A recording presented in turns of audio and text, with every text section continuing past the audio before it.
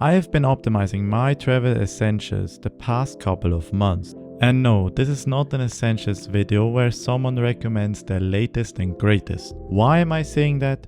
Well, because I am a minimalist and I don't own anything. Just kidding, I own some things, but the things I own are intentional. Therefore, these are my minimalist travel tech essentials. I was on a search for the smallest travel charger out there, which offers at least 2 USB-C ports and 1 USB-A port to cover all the possible needs out there.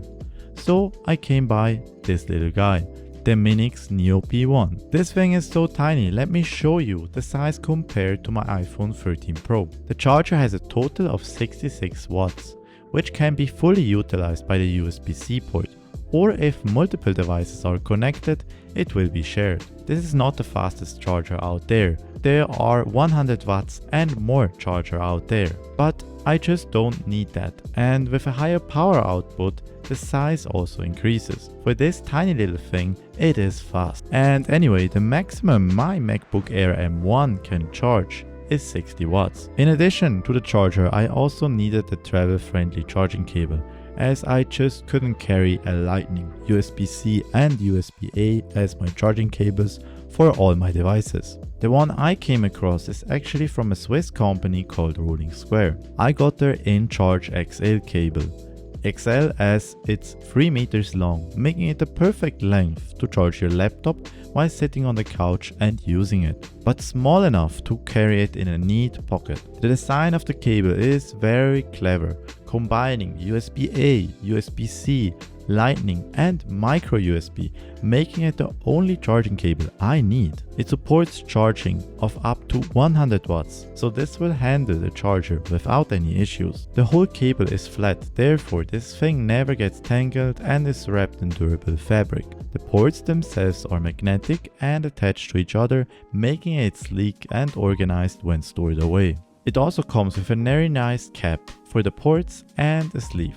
I love this cable so much, I am planning on getting another one to replace all my other charging cables, and also because they really come in an awesome yellow color, which I just have to get. I prefer traveling with just a backpack, especially after my last flight from Greece, when some suitcases of passengers actually didn't make it on the plane in time. You are also a lot more flexible when you have everything on you and ready.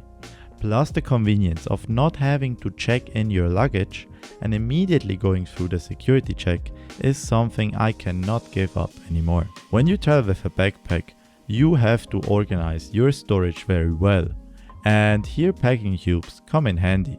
But I would recommend to get special packing cubes that also compress. This allows you to pack more clothes in the same space. As to be honest, other than compressing packing cubes, I really don't see the need for it, as it will take up the same amount of space, if not even more. I got 2 packing cubes in the size small from Peak Design, which are, to be honest, a bit pricey, but come with a lifetime warranty.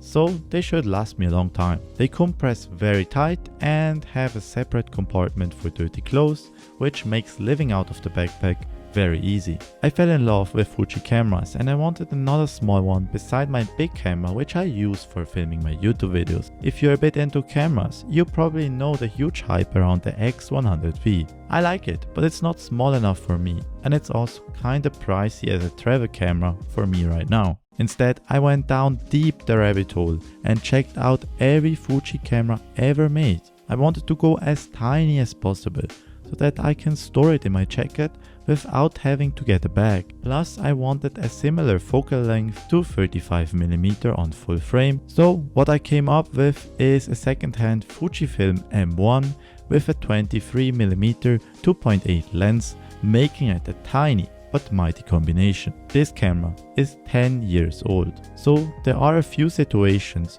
when you can see the age of the camera. For example, the autofocus is slow and not always accurate. Fujifilm has many film recipes and some are just not yet on this old camera. Another thing is, I would love if it had a viewfinder, but well, for the price of 200 bucks plus 100 for the lens, I really like this camera. Now let me know your favorite travel tech essentials, and as always, have a great one.